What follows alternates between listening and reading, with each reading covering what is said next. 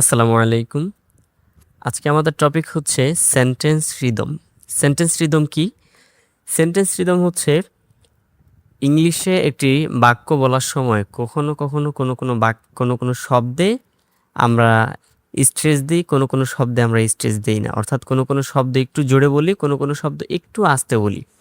এই যে একটা বাক্য বলার ক্ষেত্রে এই যে একটা স্ট্রেস দেওয়া এবং না দেওয়া, এই যে একটা উঠানামা এবং এই যে একটা ঢেউ, হ্যাঁ, এই যে একটা খেলা, এটাকেই মূলত সেন্টেন্স রিদম বলে।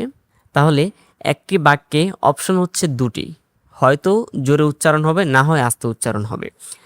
যেগুলো জোরে উচ্চারিত হবে সেগুলোকে বলা হচ্ছে কন্টেন্ট ওয়ার্ডস, হ্যাঁ, কন্টেন্ট ওয়ার্ডস।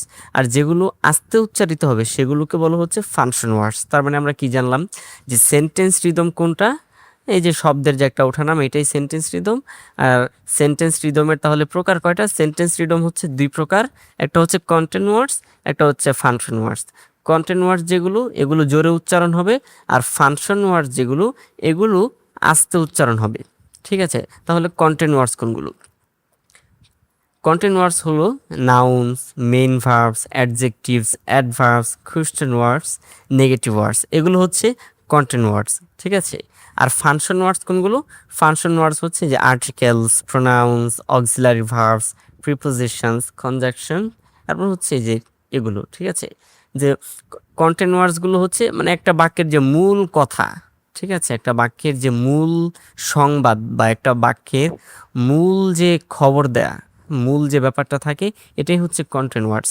আর এই একটা শব্দের সাথে আরেকটা শব্দকে মিলানোর জন্য যে গ্রামার ইউজ হয়, হ্যাঁ, প্রোনাউন্স, আর্টিকেলস, এই যে গ্রামারগুলো ইউজ হয়, এই গ্রামারগুলোকেই হচ্ছে ফাংশন ওয়ার্ডস বলে।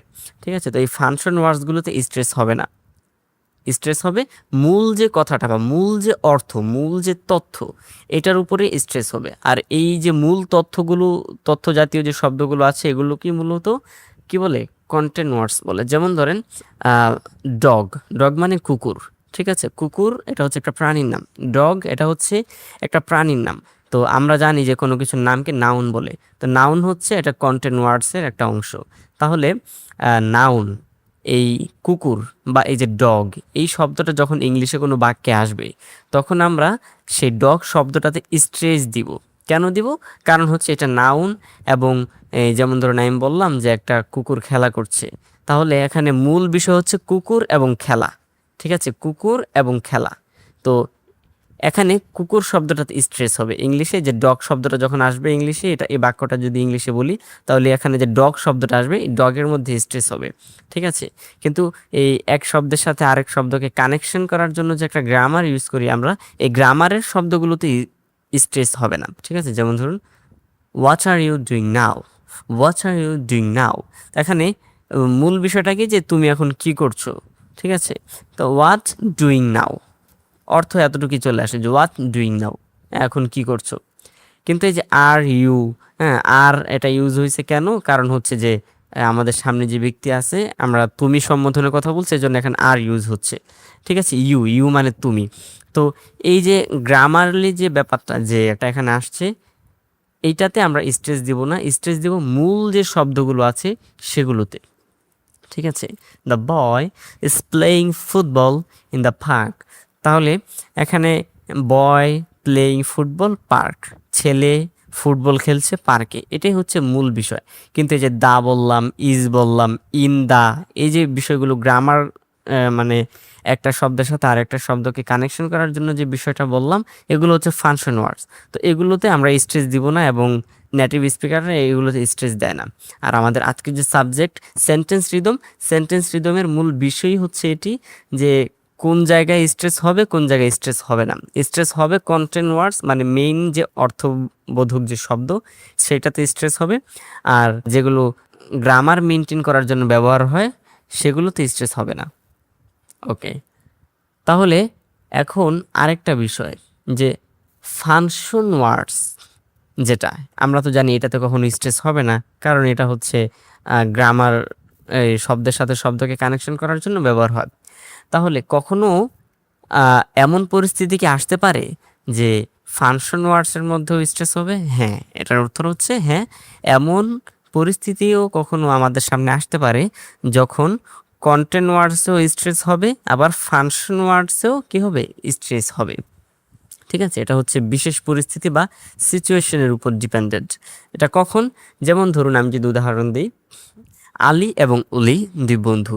হ্যাঁ, আলী বলছে war is my phone, Oli বলছে your phone is on the table, তোমার ফোনটি টেবিলের উপর আছে। আবার আলী বলছে sorry my phone is under the table, আমার ফোন কি টেবিলের নিচে আছে? অলি বলছে no no your phone is on the table, on the table, টেবিলের উপরে আছে। ঠিক আছে, তাহলে এইটা এই যে এখানে অন, অন এটা কিন্তু ফাংশন ওয়ার্ডস। ঠিক আছে, এটা হচ্ছে প্রিপোজিশন ফাংশন ওয়ার্ডস। কিন্তু এই অনের মধ্যে তারপরেও স্ট্রেস কেন হলো? কারণ হচ্ছে সিচুয়েশন এখন এমন হয়ে গেছে যে টেবিলের উপরে, মানে অন দ্য টেবল। হ্যাঁ, আমাকে আমার মনের পূর্ণ ভাব প্রকাশ করার ক্ষেত্রে অনের উপরে স্ট্রেস দিতে হচ্ছে। ঠিক আছে, সেজন্য এই পরিস্থিতির পরিবর্তনের কারণে আমি কি করলাম, অনের উপরে স্ট্রেস দিলাম। ঠিক আছে, তাহলে কি বুঝলাম আমরা, যে কখনো কখনো পরিস্থিতি এমন হতে পারে যে ফাংশন ওয়ার্ডসের উপরেও স্ট্রেস হবে। ঠিক আছে, তাহলে এখন দেখুন যে কেন অন শব্দটার উপরে স্ট্রেস হলো। এখানে অন্যকে বোঝানোর জন্য বা বাক্যের মধ্যে এমন একটা পরিস্থিতি চলে আসছে যে আমার এই বাক্যের আসল অর্থটা বোঝানোর জন্য ফাংশন ওয়ার্ডসের উপরে স্ট্রেস দিতে হচ্ছে। ঠিক আছে, এমন পরিস্থিতি কখনো কখনো আমাদের সামনে আসবে। তো এটা হচ্ছে সিচুয়েশনের উপরে। ঠিক আছে, কিন্তু সাধারণত কন্টেন্ট ওয়ার্ডের উপরে স্ট্রেস হবে আর ফাংশন ওয়ার্ডের উপর স্ট্রেস হবে না।